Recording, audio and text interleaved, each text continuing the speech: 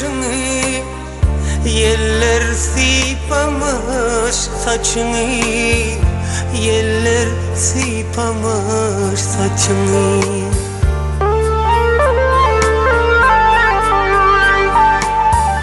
Hani bakkaldır başını, men senin yanına geldim, yar senin yanına geldim.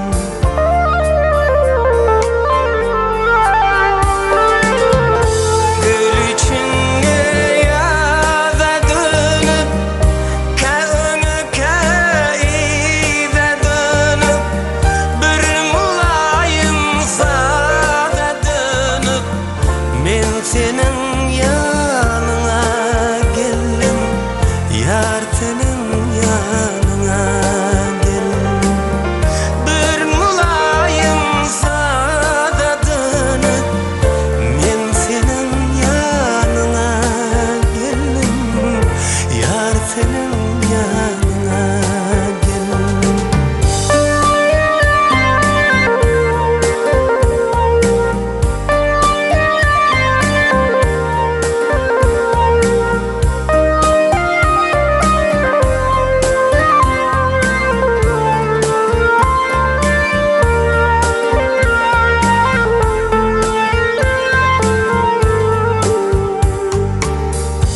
Göçüp serden akıl kuşlar, bu baharlar bağıtı buşlar, bu baharlar bağıtı buşlar.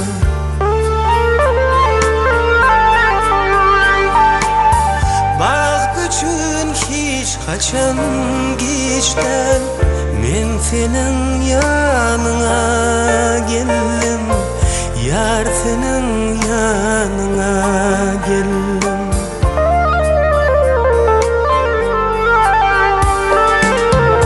Gül içinde yaza dönüp, kağını kaize dönüp, bir mulayim sada dönüp, men senin